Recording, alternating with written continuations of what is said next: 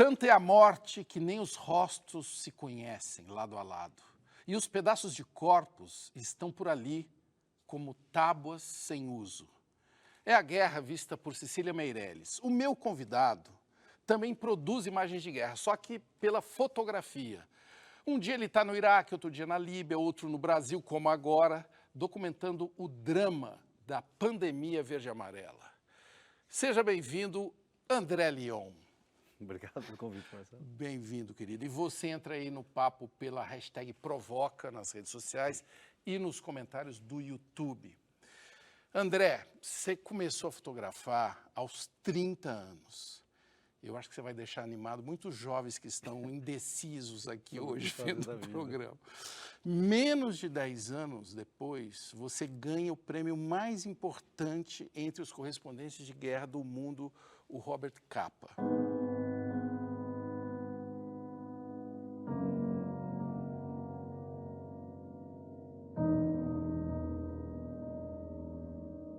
Eu quero entender como que alguém que estava vagando pelo mundo sem destino acorda um dia e fala assim: papai, mamãe, eu tive uma ideia, vou ser correspondente de guerra. É a profissão onde você consegue se aproximar do mundo. Porque, por exemplo, eu não estudei, eu abandonei a escola na 5ª série. Então, assim, o mundo teórico nunca fez muito sentido para mim, né? Para mim, as experiências empíricas, né? Estar na vida, poder viajar. Eu, adolescente no Brasil, viajei o Brasil inteiro de carona, sem nada de dinheiro no bolso, dormindo mesmo na rua, o que fosse, entendeu? Mas é porque eu queria ver o mundo. Não é um mundo muito estranho essa escolha, a guerra, porque você, André, eu quero dizer o seguinte, quando tem uma guerra, está todo mundo querendo sair da guerra, e você faz o caminho contrário, você vai em direção ao olho do furacão, e eu estou falando aqui de Líbia, Somália, né? Não estou falando de um furacãozinho. Então, por isso, assim, quando você quer ver o mundo, você quer ver o mundo de verdade. Aquele mundo que cria, que causa efeito, aquele mundo que está existindo Está explodindo. E você não consegue ver porque você está de longe, né? E aí por isso que o fotógrafo, acho que a fotografia de conflitos, nesse caso, ela é isso, porque você aceitou os teus riscos, aceitou as suas condições e você vai lá onde... Porque a fotografia você só consegue fazer no lugar e na hora em que as coisas acontecem.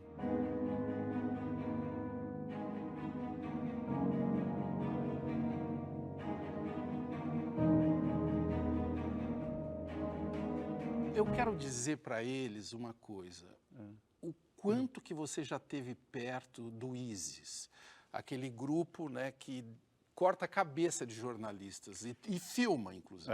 Eu acho que o mais perto que eu tive do ISIS foi exatamente quando eles assassinaram o meu amigo James Foley, né, que foi exatamente o jornalista, o primeiro jornalista que eles decapitaram na Síria.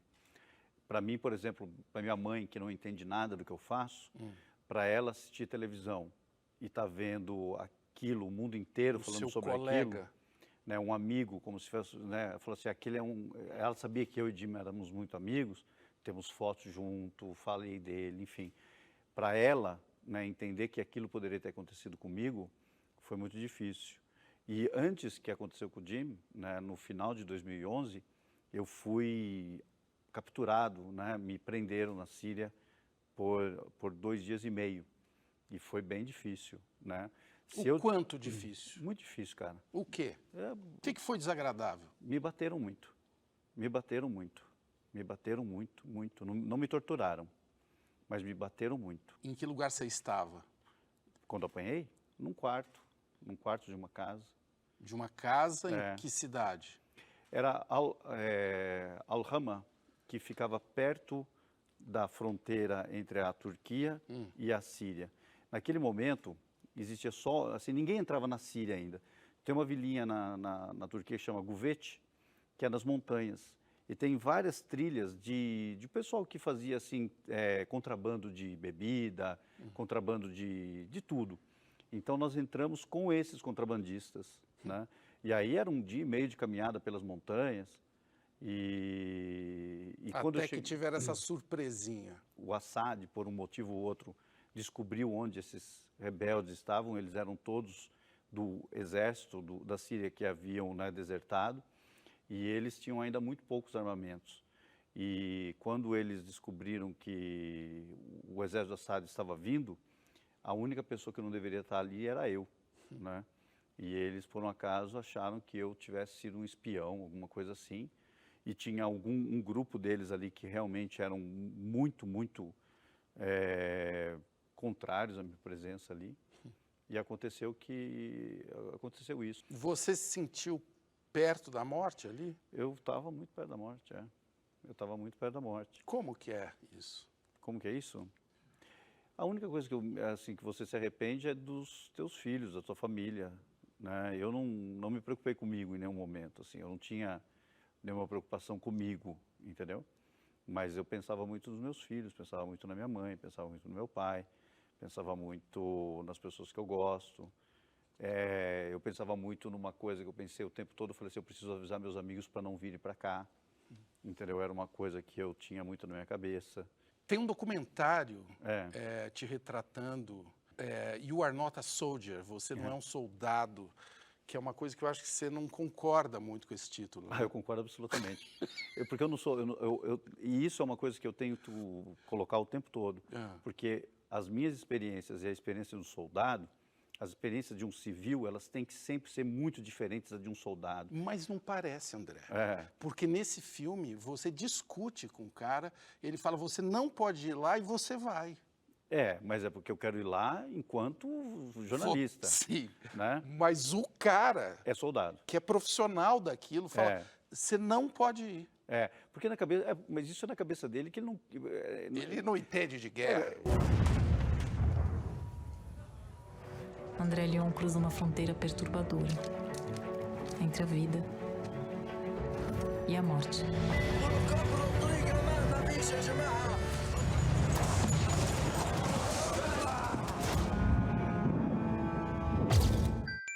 Tem cenas que eu nem sei descrever.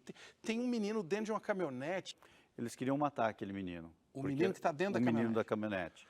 Porque aquele menino, ele era do lado do Gaddafi, que foi pego numa emboscada e estava tentando fugir. E aqueles eram os rebeldes, o que naquele momento eram aquelas pessoas que estavam lutando pela democracia. Sim. Né? E você dando um esporro neles. O Gaddafi é que faria isso. Exato. É isso que você fala, né? O Gaddafi é que mandaria eu desligar a câmera. Exato. E você continua filmando. Porque assim... Mas por quê? Porque, cara, eles iam matar o menino, entendeu? Eles mataram? Eu não sei se eles mataram, mas eles iam matar o menino, entendeu? Eles estavam perto de matar outro menino. Tem uma outra cena que é difícil de descrever, mas me parece que é no Iraque e tem todo mundo na rua, assim, com metralhadora, mas como se estivesse passando o VAP, aquela... Na Líbia também. Na Líbia, né? Na Líbia. E dois caras jogando bola. No meio do tiroteio. Aquilo é o que eu chamo, né, depois eu fui entender, é uma atitude suicida. Porque, por exemplo, é muito melhor você morrer de forma suicida como um mártir do que você morrer como um Zé Ninguém na rua. Hoje, esse niilismo que nós estamos vivendo hoje, em que todo mundo quer morrer sendo algo muito especial. E eu acho que até eu já participei, já tive esse momento na minha vida. Você entrou nessa onda? Entrei, inclusive no documentário eu falo sobre isso. De você morrer... Herói. Herói por algum motivo, né? Você é herói? Não. Você é doido? Também não. Tem uma cena numa ponte no Iraque que não é muito amistosa aquela conversa, mas você vai e filmando também, os caras falando para você não filmar. O que é aquilo? Qual é a técnica que você tem de se enturmar com essas galeras estranhas? Eu não tenho medo deles. You're not a soldier. You are not. Esse documentário vai estar disponível no Hot Docs, que é um mega festival de documentário no Canadá, agora em abril. Né? Isso. E quem quiser também conhecer mais o André, tem o livro. O livro, Correspondente de Guerra, é escrito a 4 mãos, Diogo Schelp e eu. Eu acho que é um livro muito importante para estudantes de jornalismo. Eu creio que você é um registro vivo de uma prática que temos grandes jornalistas brasileiros que já fizeram isso, mas você está aqui em plena batalha, né? É, Uma foto muda uma guerra ainda? pode mudar. No Pode Vietnã tem aqueles casos clássicos, né, de fotos É. que transformaram uma guerra. Hoje, inclusive com todos os lados, com câmeras, É. fotografando, isso mudou? Tem uma foto, por exemplo, do Chris Hondros, né, que ele fez em Talafar, no norte do Iraque, de uma menina chorando com luz em cima dela, que os soldados americanos tinham acabado de matar por engano toda a família dela. Aquela foto, sem dúvida nenhuma, mudou os rumos da guerra do Iraque. Aí o que eles começaram, os fotógrafos, os jornalistas começaram a entender? Eles começaram a humanizar o soldado, individualizar o soldado. Só que nisso criou-se o conceito de trauma. Só que aí todo mundo estava traumatizado. E eu discordo disso absolutamente. Por quê? Porque eu acho que o que esses soldados têm não é trauma, é remorso. E nós temos que ter uma diferença política, histórica, muito importante entre trauma e remorso. Qual que é? Remorso, por exemplo, por exemplo, o soldado, ele se alistou, ele recebeu, ele foi equipado, ele foi treinado, ele foi transportado, ele tomou todas as decisões. Depois lá, ele pode olhar para trás e falar, se eu pudesse escolher lá atrás, sabendo o que eu sei hoje, eu não teria feito a mesma coisa. Ele pode olhar para trás e entender que ele teria um momento de Esse é o escolha. remorso. Isso é remorso.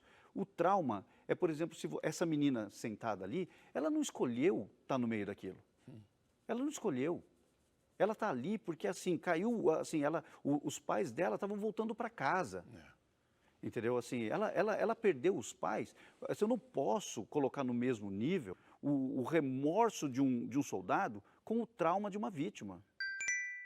I'm going back to the hospital now because my friend Abdul Qadir was shot in the head by a sniper. I don't know what to say.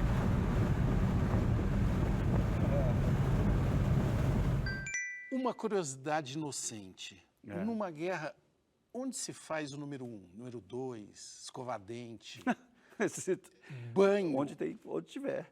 Qual o seu recorde de dias sem tomar banho? Ah, vários. Nem conto. Número? Ah, mais semanas. Semanas. Semanas, tipo, você leva ali Hoje ainda está tudo mais fácil, né, com esses guardanapinhos úmidos ali, tá mais fácil, mas semanas, né. Tá mais fácil, mas se lá fora tiver uma tarde de tiros, não é tão Não, fácil. mas só atrás de qualquer pilar, você faz. Pilar, os que sobraram. É, exato. Os lugares onde você fica, assim, é uma laje com uma galerinha em Mossul. E tem uns caras do ISA ali perto. Exato. Como assim? Você dorme ali? Dorme ali, come ali, faz tudo ali. E fica assim por isso mesmo. Quantos dias? Quantos dias forem. Quantos dias forem. Você pode... Assim, eu trabalho diferente, eu trabalho com reportagens. Eu não trabalho com news. News, o cara pode fazer uma foto daquilo e voltar para casa no mesmo dia e pronto. Mas eu trabalho com reportagem. Reportagem significa que você escolhe um grupo, um indivíduo, um lugar, enfim, você tem um tema. Está contando uma história mais longa. Uma história mais longa. Então, eu preciso de mais tempo ao lado daquilo. Então, por exemplo, o que eu produzo, geralmente produzo com 16, 15 fotos e várias páginas, né? Então, é uma história longa. O que a guerra te ensinou sobre esse bicho, o ser humano? O ser humano, eu acho que é um bicho lindo, cara. Eu acho que é um bicho lindo. Eu acho que a gente... Eu acho que é o único, na verdade, é o único bicho que a gente tem que tratar bem.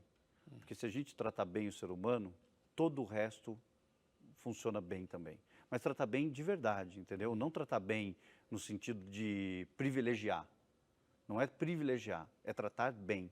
Então, por exemplo, eu acho foda, cara. A gente nasce um dia e a gente sabe que vai morrer um dia.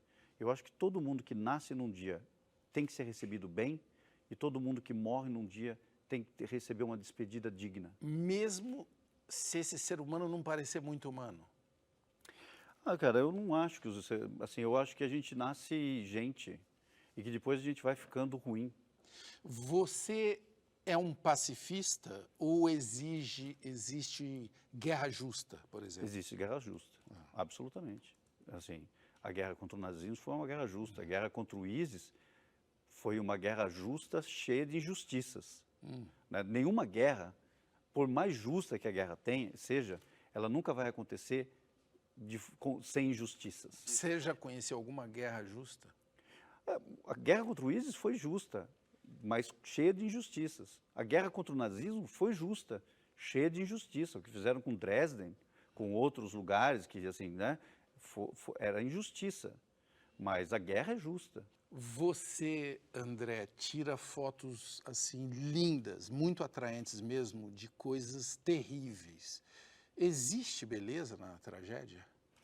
Eu não sei se elas são bonitas, cara, mas São. eu estou buscando humanizar a humanidade. Por exemplo, me convidaram uma vez para ir fotografar aqueles dois soldados do Estado Islâmico que eram entre os Beatles, sabe? Os caras que decapitavam e mantiveram, torturaram meus amigos.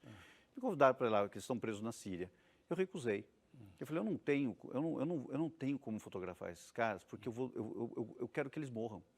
A minha intenção, assim, pessoalmente, entendeu? Se eu for falar, André, o que você quer? Eu falei assim, eu preferia que eles já tivessem morrido, na verdade, para que todos nós pudéssemos viver em paz, sem pensar o que fazer com eles. Mas hoje nós temos que pensar. E eu não consigo não querer que eles morram. Quando eu fotografo, eu estou tentando expressar, ainda que a situação seja a pior possível, eu estou tentando expressar que fala assim, olha, isso aqui tem solução. Entendeu? Isso aqui tem solução. Porque se não tiver solução, Quando cara, você estava caminhando ali em cima de uns destroços e aí você foi vendo que tinha um monte de corpos onde você estava caminhando. O que você estava vendo ali? Que solução que você estava vendo? eu imagino, por exemplo, um arqueólogo daqui a 1000 anos que vai abrir aquilo lá e falar assim, nossa, 1000 anos atrás teve uma grande guerra aqui. É como acontece ainda hoje, nós abrimos e daí nós estudamos o que outras civilizações cometeram, os erros que outras civilizações cometeram. Look at someone at their eyes and then you understand they will die. You're gonna die, man. You're gonna die sometime. Agora, o que correspondente de guerra faz nas horas vagas? O que esses caras ouvem? Será que eles ficam no joguinho, no telefone? Eu vou hackear o telefone agora do correspondente de guerra.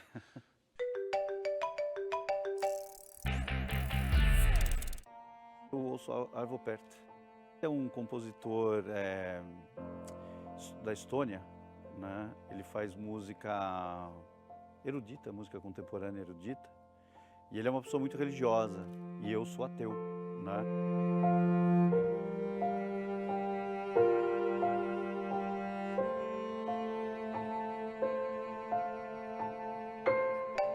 Aplicativos de guerra? Úteis. Tem um que chama Galileu, que é um tipo de GPS que você vai marcando o caminho que você fez e você pode chegar e voltar pelo mesmo lugar, sabendo que ali é seguro. Because this will give you real-time maps offline.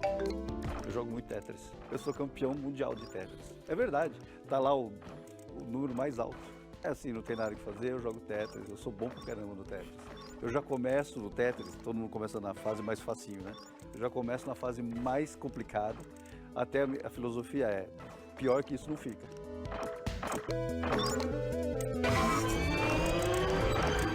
E no próximo bloco nós vamos falar de uma guerra que o Brasil está perdendo há mais de um ano, a batalha contra a Covid-19. Ele está documentando tudo isso lá de dentro e você participa na hashtag Provoca.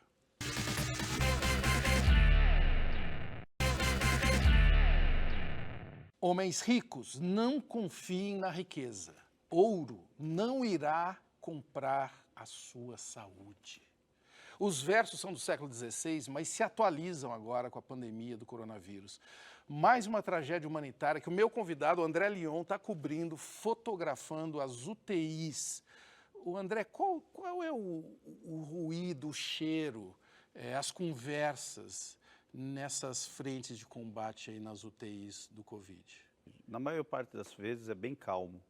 Assim, você tem barulho do respirador ou do marcador né, do batimento cardíaco. Então é bem calmo. Mas também eu tenho percebido que cada vez mais é mais triste, porque as pessoas que estão trabalhando, elas estão mais cansadas. Elas estão mais cansadas e elas estão carregando consigo mais peso. Por exemplo, eu agora tive ao lado de uma assistente de enfermagem. Ela trabalhou como faxineira a vida toda. Aí, aos 35 anos, ela foi lá e fez um curso para assistência de enfermagem.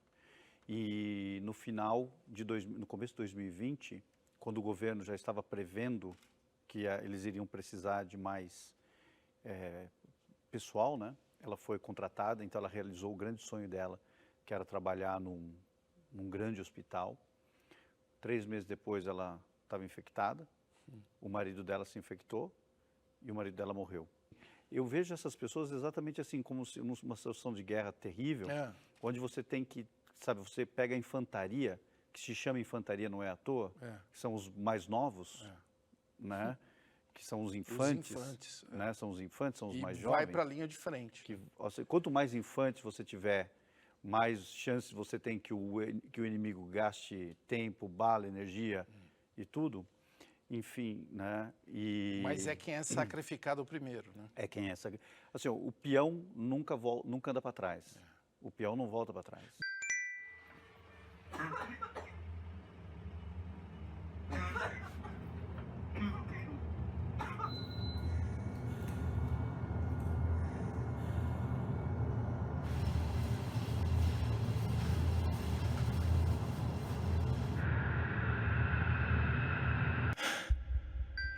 Dá para comparar as guerras que você esteve com o que está acontecendo no Covid?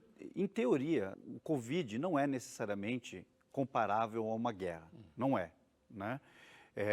Porque, por exemplo, o vírus ele não tem um objetivo, não tem uma agenda, não tem uma religião, enfim, o vírus não tem nada. O vírus é um fator objetivo, lógico, que a gente pode ou não tratar de acordo com distanciamento social ou, enfim, medicamentos, pesquisas, enfim, comportamental e científico e econômico, enfim. Porém, nós estamos vivendo aqui no Brasil uma coisa importantíssima, que é o que eles chamam em inglês weaponizing, né? Eles estão armando, fazendo do vírus uma arma de controle social. Como? O governo está querendo desestabilizar o país. Ou seja, o presidente da República, é o objetivo dele desestabilizar o país. Você acha que é intencional? É intencional. Ele já, assim, olha, quando ele fala que ele vai cuidar mais da economia, quando ele fala, eu sou Messias, mas eu não faço milagre, ele já deixou claro, não está dentro dos objetivos dele se preocupar, porque ele é um militar horroroso, antigo, um militar que não tem, que ele acha que você... foi expelido da então, tropa. mas que você acha que ganhar uma guerra, você ganha assim, mandando infantes para frente. Na cabeça dele, como um capitão, ele acha que se ele mandar gente jovem para morrer na frente, o outro lado vai cansar. Não é à toa que ele está fazendo isso. Não é à toa que ele não se preocupa com as pessoas jovens, com as pessoas velhas, com as pessoas que na cabeça dele, na cabeça militar antiquada dele, entendeu? Não fazem falta. Quando você estiver lá, falta de ar, você vai para o hospital. Numa situação pós-guerra, no Brasil, pessoas como o Bolsonaro, pessoas ao redor dele, pessoas que estão apoiando, inclusive ideologicamente, sabe, quase como se fosse um partido da propaganda, essas pessoas seriam julgadas pela morte de pessoas. Eles estão armando, estão transformando isso em arma. Porque se a desestabilização do governo agora, do país, é o que ele precisa para usar isso como uma desculpa para agir da forma como ele já falou que vai agir. Hoje, os 3 chefes do Exército, da Marinha e da Aeronáutica tiveram que pedir a conta. Gente, isso é gravíssimo, Marcelo. O que esses militares basicamente fizeram hoje é deserção. Uma deserção dentro de um protocolo, entendeu? De um protocolo previsto. De um protocolo previsto, dentro de, né, para não colocar fogo no país. Parquinho. Ou seja, né? Essa situação, É planejada. aparentemente, ela não tem saída. É um beco sem saída, é isso? Não, eu não acho que seja um beco sem saída. Eu acho que agora é a hora do povo brasileiro se unir, mas se unir de forma boa. Como? Boa, cara. Praticando bem agora, Marcelo. É ser generoso. Parece absurdo dizer isso numa situação como que a gente está vivendo agora, mas eu vou te dizer, porque se a gente começar a praticar violência, isso é o que o governo do Bolsonaro agora espera que a gente faça. Ele espera que aconteça violência nas ruas. E não é pacifismo, mas é quase como, sabe, é quase a violência de Gandhi, sabe? Falar assim, olha, eu não vou agir violento como ele. Nem contra o governo. Nem contra o governo nesse momento.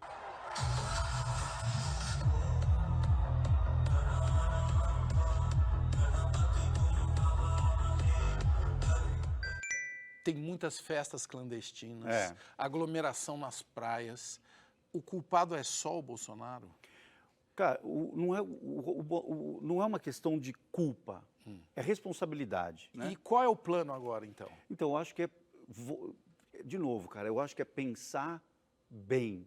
Por exemplo, sabe, quando tem um movimento que eu diria hoje anti-Bolsonaro, que na verdade é a favor do Lula, que comete os mesmos erros, entendeu? De um colocar fogo na fogueira do outro, jogar lenha na fogueira do outro, que a gente acaba falando assim, meu Deus, e agora?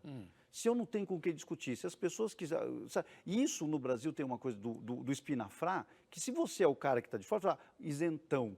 Sabe, não, isentão pelo amor de Deus, cara. Isentão não sou isento quando eu estou indo em UTI, onde eu estou indo, sabe? Não é, eu estou falando assim, eu estou de verdade dizendo, vocês estão errando. O Rafael Pontes, ele não manda uma pergunta, um comentário. Esse gosta de procurar a morte mesmo, ele fala. E aí, ele está certo? Está errado. Está absolutamente errado. Não é a morte, é o que você está procurando? É procurar a vida, entendeu? É procurar a vida, é procurar soluções para a vida. A gente está muito ligado na ideia de que você faz o que você gosta. Eu já acho o contrário, eu acho que a gente tem que fazer o que precisa. A crise do Covid hoje, está todo mundo falando, olha, tudo bem, Bolsonaro fez, a gente tem que priorizar a economia. O outro diz, não, a gente tem que priorizar a vida. Mas quem está dizendo que tem que priorizar a vida, e eu estou do lado dessas pessoas, a gente tem que falar assim, ó, mas e se chegar num momento tipo pós-guerra, onde eu tenho que fazer o que é preciso, não fazer o que eu quero? Porque pode ser que aconteça isso. Pode ser que a economia fique tão ruim, sabe, daqui a pouco, que daqui a pouco assim, fala assim, olha, eu sonhei em ser cineasta, mas não, eu vou ser pedreiro, porque é pedreiro que precisa agora. Sabe, quem é que vai querer abrir mão de querer ser cineasta para ser pedreiro, entendeu? Eu estou disposto a isso, eu estou disposto a isso. Então, eu abro mão da fotografia amanhã, agora. O João Montserrat, o que é mais angustiante, uma guerra ou uma pandemia? Marcelo, é mais angustiante estar fotografando a pandemia aqui, cara, porque... Eu vi o seu suspiro aí. É mais angustiante. Por quê? Porque as pessoas não acreditam, entendeu? Porque as pessoas não acreditam, cara. Eu acho que hoje o trabalho que a Jovem Pan está fazendo é um trabalho... Esses caras da Jovem Pan seriam eles que estariam sendo julgados numa pós-guerra. Por quê? Porque eles relativizam tudo. Eles ficam relativizando tudo para, por exemplo, as pessoas ficarem sem saber o que fazer, sabe? Então, por exemplo, quando você vai ficar assim, mas a morte por milhão é não muito alta, mas isso aqui está pior na Itália. Você está falando do passapano. Isso não é passapanista. Não, isso não é passapano, não, cara. Porque para mim não é passapano, não. Eles não estão passando pano, eles estão sujando. Sujando com a sujeira que o governo quer que suje. Eles não estão limpando o governo, eles estão sujando a sociedade. É pior do que passar pano. E a mídia brasileira em geral? Cara, eu acho que a mídia brasileira, olha, assim, por exemplo, eu não assisto a Globo, mas eu acho que o jornalismo da Globo está fazendo o trabalho que eles sempre deveriam fazer. Agora, nós temos uma mídia que é financiada por Igreja Universal que cobra dízimo. Então, o que dá para esperar muito disso? Nós temos um outro canal importante que vende carnê do baú. Mas eu acho que o jornalismo brasileiro é bom nesse sentido. Agora, a mídia, por exemplo, eu acho assim, cara, como é que a gente pode ficar discutindo Big Brother hoje? Você está entendendo? Assim, pelo amor de Deus, para com isso. Kátia, pergunta se ele já viu um horror maior do que a pandemia. Se eu já vi um horror maior. Olha, eu não conheço horror, eu não quantifico... Fazer um ranking não brabo. quantifico horrores, entendeu? Mas hoje, Marcelo, com os negacionistas, a gente não precisa mais brigar. Porque o negacionista, aqueles que sobreviverem, eles vão sobreviver porque eles tiveram poucos sintomas. Então, se eles comerem titica de galinha, eles vão falar assim, tá vendo? Ó, titica de galinha funciona. Você entendeu? E eles vão sair daquilo... Você já tentou conversar com o negacionista? Já tentei. Já. Como que é esse papo? É isso, entendeu? Eles vão lá explicar que cloroquina é isso, É igual jogar tênis com paredão. Assim. Exato, sabe? Então, assim, aí eu falo assim, olha, ele não vai entender. É como o Bolsonaro. O Bolsonaro, se ele tivesse ficado doente como o Boris Johnson, por exemplo, talvez ele tivesse mudado. Mas não, com ele falou que ia ser uma gripezinha o vírus e foi o pior, bonzinho. agora, por exemplo, quando o major, o Olímpio, que morreu, Bolsonaro, covarde do jeito que é, nem mencionou. Não mencionou. Então, assim, os negacionistas, eles não se preocupam com os cadáveres que eles deixam para trás. Quem morrer, morreu. Como ele falou, a gente não pode ser um país de maricas. Para ele, Major Olímpio foi um marica. Foi um marica. Na cabeça dele, sabe, Major Olímpio é o marica que morreu. Então, por isso que ele é um covarde. Franklin Couto, no meio dessa confusão toda, ele conseguiu fazer alguma foto com uma mensagem que transmita algum tipo de otimismo? Eu espero que todas as minhas fotos sejam otimismo. Quando a gente conseguiu sequenciar o DNA do vírus, não é que assim falou, nossa, para dizer o quanto o vírus era lindo, mas era para dizer que vencer o vírus era possível. Então, quando eu fotografo alguma coisa, eu espero que as pessoas falem assim, ó, estamos sequenciando. Uma coisa que é braba mesmo. Uma coisa que é braba mesmo. Tem uma imagem sua de urubus no cemitério de São Luís. Essa imagem... Então, essa imagem... Sequenciou o quê? Essa imagem tem que ser agora, assim, na hora que eu estava lá, nossa, quase falei quem. Mas, enfim, uma pessoa, um funcionário, me disse que, porque eles estão cavando agora para tirar muitos corpos, porque eles precisam abrir muitas valas muito novas, acontece que no meio da terra sobra um pedaço ou outro de carne, de restos humanos. E que os urus pegam aquilo e eles vão para o outro lado para comer. Tá? Agora, a direção do cemitério, ao invés de me escrever de forma educada, dizendo, olha, pode ser uma outra coisa, pode ser o resto de uma oferenda deixada ali. Não, eles foram meio bolsonaristas e começaram a me atacar com fake news. Eu falei, meu Deus. E esse nome que você não pode dizer é alguém que trabalha lá. Alguém que trabalha lá. Alguém que trabalha lá. Porque, assim, aí eles me bloquearam. Não posso mais trabalhar no cemitério por causa disso. Entendeu? Então, hoje no Brasil é assim. Se você tem um pequeno poderzinho, não é que você dialoga. Olha, vem cá, vamos fazer aqui uma investigação interna. Vamos, né? Conversar. Vamos conversar, vamos ver se isso aqui é verdade ou se você, não sendo, se você poderia se retratar ou colocar, né, assim, erramos, uma errata. Essa imagem não precisa de debate. Exato. Assim, se os urubus estão lá por causa da carne A, exato, B ou C. mas aí é que é o problema, nesse ponto que eu ia chegar. Cara, aquele cemitério está cheio de cachorro vira-lata cavocando cova, está cheio de urubu para todo lado. Como se ter urubu no cemitério fosse ok. Você entendeu? Então, assim, chega num debate, é exatamente nessa coisa que eu estou te dizendo, que essas pessoas estão completamente loucas. Você quer brigar com o sintoma e não com a doença. Com a doença, você entende? Quando você fez uma exposição aqui sobre a violência brasileira, o Revogo, né? Revogo. Você fez uma pergunta que agora eu te devolvo. Por que nós aceitamos essa violência toda? Porque a gente tem medo da morte violenta. No momento em que você tem medo da morte violenta, a primeira coisa que você vai fazer é atacar, é se proteger.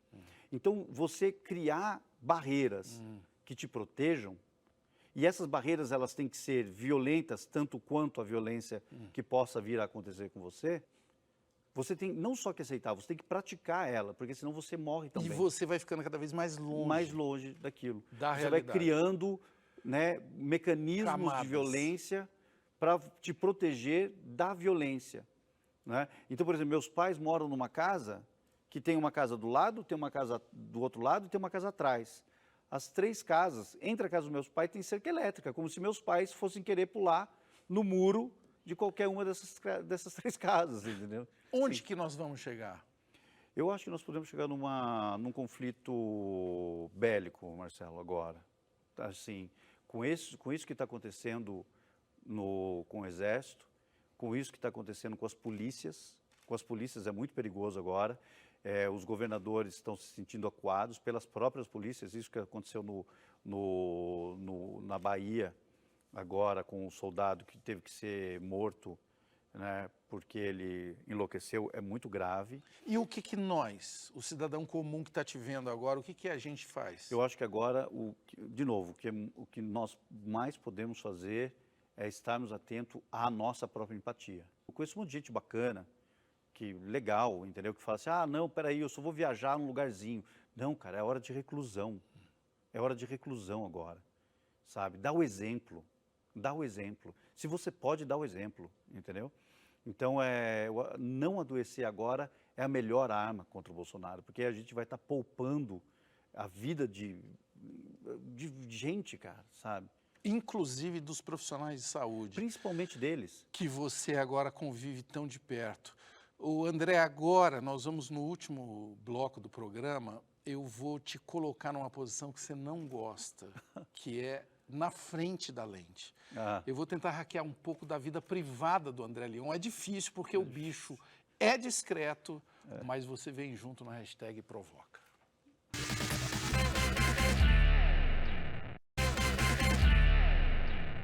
Digamos que essa cidade tem cerca de 10 milhões, aos que vivem em buracos, aos que vivem em mansões, mas não há lugar para nós, amor. Não há lugar para nós. Assim começa o Blues dos Refugiados de Alden. Hoje, há mais de 25 milhões de refugiados no mundo, pessoas longe de seus países de origem, expulsos pela guerra e pelo ódio. O André tem a palavra refugiado, cadê? Tatuado ali no braço.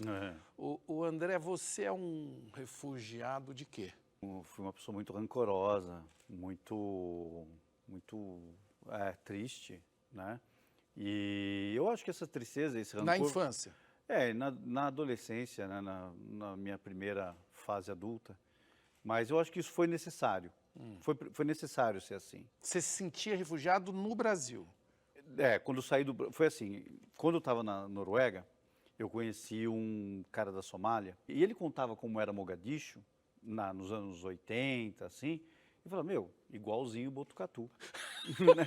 não tinha muita diferença. O que ele contava... Somos brothers. Somos amigos. Só que, de repente, a Somália tinha se transformado num país em guerra, né, completamente destruído, mas eu e ele tínhamos, assim, uma história de infância muito comum, muito parecida, né? E aí ele estudou jornalismo e ele foi ser diretor de uma rádio em Mogadishu, chama Rádio Shabelle, porque o ex-diretor tinha sido assassinado. Todos os diretores eram assassinados. Então Hassan foi para lá, foi com ele que eu fui foi o meu primeiro contato com guerra. Né? Somália, Mogadishu. Só que assim, na época que eu fui não estava tendo guerra, foi um período de paz, que as cortes islâmicas haviam conseguido controlar, seria o tipo Talibã, mas ainda não estavam sendo violentos com a população. E eu vi os efeitos da guerra, né? E fiquei impressionadíssimo. E passou então alguns anos e Hassan foi assassinado ele também, né? E quando ele foi assassinado, e a minha questão era, por que Hassan era um refugiado e eu era um imigrante? E aí, né, eu tinha vindo para Botucatu, aí me confrontando com tudo com aquilo, eu fui no primeiro tatuador que eu encontrei em Botucatu e falei, escreve refugia aqui. Essa tatu é de Botucatu? É de Botucatu. Mas conta para o pessoal, porque eles estão pensando assim, porra, o cara é Noruega, agora mora na Itália, é fotógrafo. É um cara que nasceu num berço de ouro. Não. Não? Absolutamente não. Onde você nasceu? Nasci em Rubião Júnior, que é o distrito de Botucatu. No momento em que eu nasci, Botucatu era realmente mais perigoso que o Iraque. O Brasil era mais perigoso que o Iraque. sabe? Em 1974, o Brasil era um lugar violento, uma ditadura militar terrível. O Brasil era muito mais violento do que muitos lugares. E não era porque era interior do estado de São Paulo, não sei o quê, eu morava do lado de um lixão, cara. Entendeu? Assim, tipo, era perigoso, o ambiente era perigoso, as pessoas ao redor eram perigosas, as ideias eram perigosas, tudo era perigoso, sabe? Não é à toa, assim, a mortalidade infantil sempre foi alta, a mortalidade juvenil sempre foi enorme. Eu tenho mais amigos meus que morreram jogando bola em Botucatu, na época de jogar bola, do que fotógrafo de guerra que morreu em lugar de tiro. Minha mãe era, na época, empregada doméstica. Meu pai teve um período da minha infância que ele teve problemas com álcool, com muita coisa. Nós morávamos numa casa muito pobre, muito, muito pobre. Quanto que era pobre essa casa? Era uma casa de madeira, sem esgoto, sem nada, do lado de um lixão. Minha mãe tinha que lavar a louça e a gente tomava banho num riozinho que era, depois que a gente foi descobrir que vinha a descarga de uma fábrica. Mas pobre. depois vocês foram para uma casa muito melhor, que o Depois- seu pai botou uma plaquinha na porta, casa de família. Depois a gente... Por que que tinha essa plaquinha? Então, porque daí a gente foi morar em Botucatu, né? Na zona. No Na Meretriz. Zona, no Meretriz, na zona, né? A rua de terra, era o lugar mais horroroso de Botucatu ainda. Só que já era na cidade, né? Já era na cidade. Mas aí tinha que colocar nas casas, todas as casas que não eram de prostitutas, colocar residência familiar, né? Aliás, se eu puder deixar um beijo aqui, Claro. tem uma que ela sempre teve um bar lá em Botucatu, né? Que era a Marli, é a Marli, que é a dona Marli, a tia Marli, que até hoje tem um barzinho lá, entendeu? E que é, para mim, Que era a vizinha lá. e que cuidava de mim. Ah. Era minha babá. E até hoje é minha tia Marli, cara, que é, assim, uma das pessoas mais maravilhosas Quem que você é pode ela? encontrar no mundo, cara. O que que ela faz? O que que ela fazia? Ela tinha um barzinho que as meninas trabalhavam, frequentavam. Tia Marli, ela vem de uma família muito importante em Botucatu, mas ela se apaixonou por um pipoqueiro. E aí o pai falou, ó, você, mais ou menos assim a história, vai para a zona ou fica aqui. Ela falou, Deixa comigo. tu deixa comigo, boa ideia, não tinha pensado Você nisso. feliz com o pipoqueiro. Isso, eu não tinha pensado nisso, mas já que o senhor me deu essa ideia, e ela tem essa vida dela, ela é uma das pessoas mais nobres que eu conheci na minha vida. Assim. Um beijinho para você, tia Marli. É, O André, esse Lyon não é o seu sobrenome. não é, Conta essa história do seu sobrenome, do seu Lyon. do Leon. Eu ficava bravo, e minha avó sempre fala, Leon, Leon, né? E eu não sei se ela estava tentando falar leão, o que ela tentava falar, né? E ela me chamava desse jeito. Aí em Botucatu, eu era ainda muito adolescente, eu já não sabia o que fazer da minha vida, eu comecei a fazer concertos e shows em Botucatu, né? E aí eu tinha que inventar o nome de uma empresa. Eu falei, vou chamar de Lyon, porque era o que minha avó me chamava, né? E aí deu muito errado num show do Titãs. Perdi tudo. Tinha um patrocinador que não pagou. 2 patrocinadores que não pagaram. E teve assim, mas teve, por exemplo, quando Levou um cano e ficou Total. sem dinheiro para pagar ninguém. E total, destruído. Daí as pessoas começaram a me chamar, usar isso como meio jocoso. Aí eu falei, então tá bom, agora é meu nome é o meu nome. É o meu nome, Lyon. Pronto, tá pronto, batizado. acabou, tá batizado. O que te fez sair do Brasil? A pobreza. Pobreza de tudo. Pobreza, o Brasil era um país pobre de espírito, o Brasil era um país pobre de sonhos, o país era um país... Olha, em Botucatu eu ia ser ou peão da Caio, sabe o que é a Caio? Não. Caio é aquela que produz ônibus, esses ônibus, né? sim. Que é em Botucatu. Na época, em Botucatu você trabalhava ou na Fazendo ônibus. fazendo ônibus, né? Ou trabalhava no comércio. Eu cheguei a trabalhar no comércio por muito tempo, né? Trabalhava numa loja de materiais de construção. Mas aí, você foi monstro no Play Center, Fui monstro no Play Center, aqui em São Paulo, vendeu artesanato, vendi, fez teatro. fiz teatro. E tem uma história de uma monja que te arrumou Monja. uma passagem Regina, com R$50. Que história é? Que monja é essa? foi assim, eu sempre fui ateu, né? Mas uma vez eu estava com um amigo meu, falou assim, olha, aqui em Santana, tem um lugar que é um tipo monge taoísta, e eles vão fazer um negócio lá, vai ter comida. E esse estava com fome, né? E fomos lá. E aí eu me batizei taoísta só para comer, né? E aí, porque eu não tinha dinheiro, Marcelo, nada, zero dinheiro. E aí acabei ficando amigo dessa monja, que eu não sei, olha, até se ela puder estar vendo esse coisa aqui agora, eu já procurei por ela muitas vezes. O nome dela é Regina. E um dia eu estava muito mal, cara. Eu estava muito, muito, muito mal. Foi assim, logo depois desse show, eu não tinha para onde ir, estava meio na rua.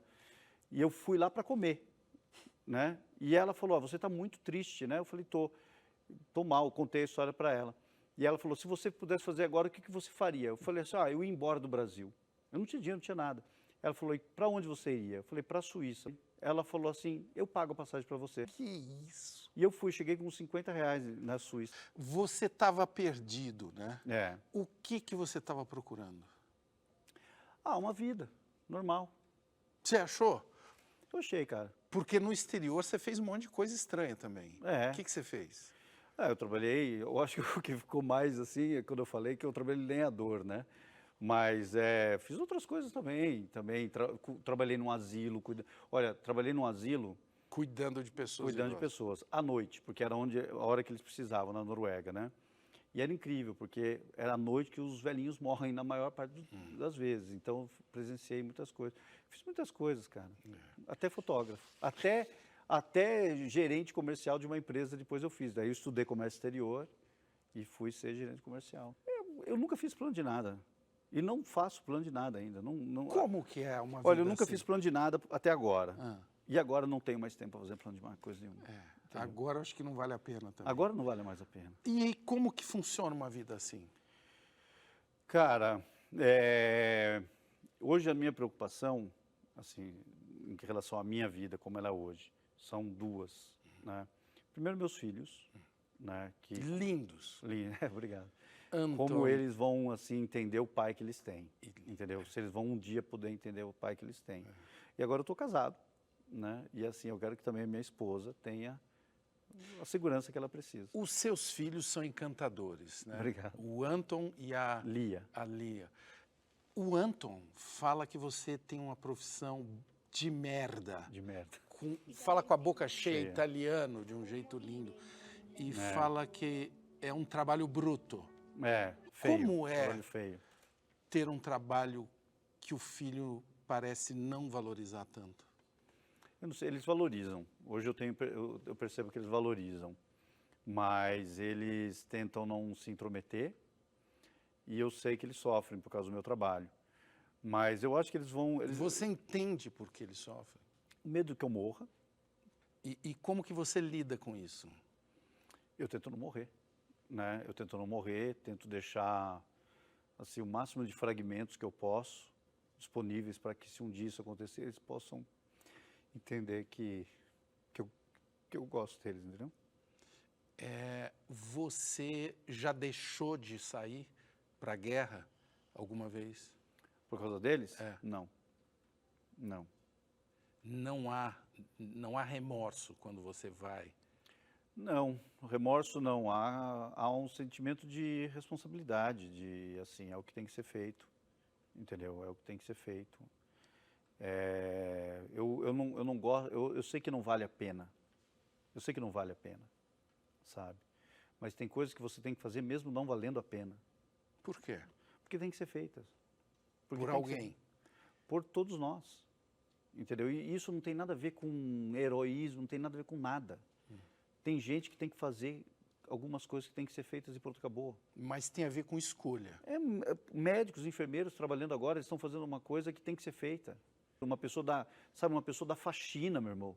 Sabe, essas pessoas que estão limpando o chão dos hospitais, essas pessoas estão lidando com coisas contaminadas, essas pessoas estão por um salário miserável.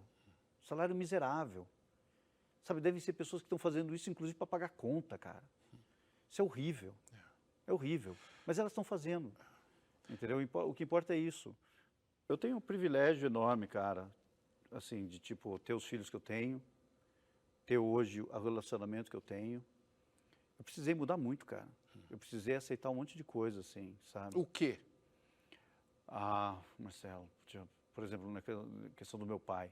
que meu pai não tem que me pedir desculpa de nada, que eu é que tenho que pedir desculpa para ele. Você aprendeu a perdoar o seu pai? Eu não só... Eu pedi para que ele me perdoasse no final, sabe? Eu não tenho que perdoar meu pai de nada. E perdoar você mesmo?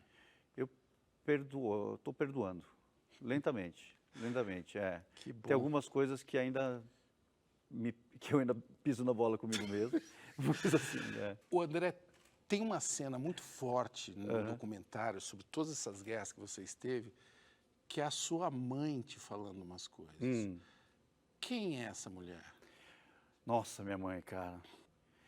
Eu tinha raiva da minha mãe. Assim, não raiva. Não é que eu tinha raiva da minha mãe. Você tinha, assim, que Não, ela... assim, eu tinha raiva, assim, sabe, porque teve um período da nossa vida com meu pai que foi muito difícil. E eu fiquei, por que minha mãe não abandonou meu pai? Sabe? Eu me questionei isso. E ela, ali naquele filme, naquele dia, que não aparece no filme, ela fala, porque eu amava. Ela me fala, porque eu amava, né? E valeu a pena.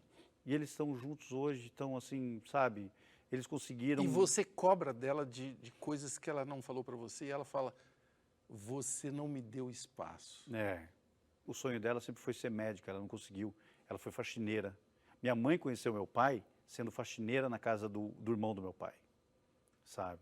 Então, assim, meu avô depois também, nossa, adoro meu avô, mas esses dias eu tive uma conversa com a minha mãe falou assim, eu também detestava meu pai. Eu também detestei meu pai, porque meu pai me batia porque eu queria ir para a escola, eu queria ir para a escola. Ela apanhou do meu pai, entendeu? Ela fez isso, e não é porque ela era fraca, entendeu? É porque ela é forte, cara. Teve um período que eu queria defender minha mãe, mas eu não tinha força para defender minha mãe também, entendeu? Mas no final ela estava se defendendo ela própria. Zeraram essa conversa.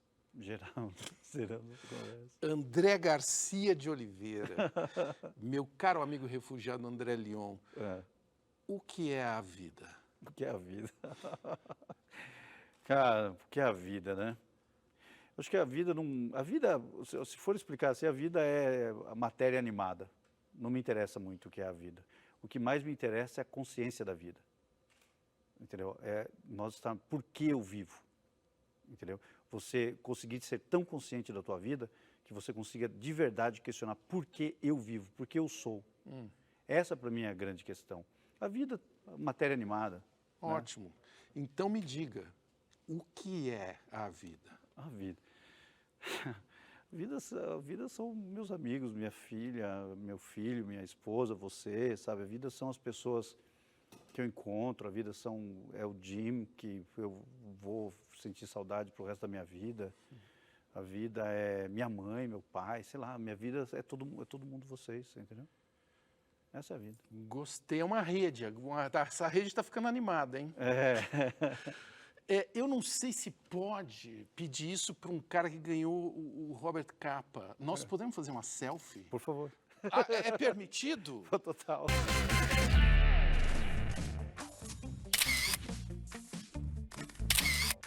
Ô André, por que as pessoas querem tirar foto de tudo? Eu acho que elas, sei lá. Pior é que assim, tem que tirar várias, elas só conseguem ver se elas estão satisfeitas consigo mesmas rapidamente. Não ficou boa, mais uma. Alguém vai ver essas fotos um dia? As pessoas acham que estão fazendo coisas importantíssimas, esquecendo de fazer coisas importantíssimas por elas mesmas, cara. André, adorei o papo, obrigado pela visita. Obrigado pela... Se cuida. Vamos cuidar. Beijinho para a família toda aí. Valeu, tia Marli. Tchau, Marli.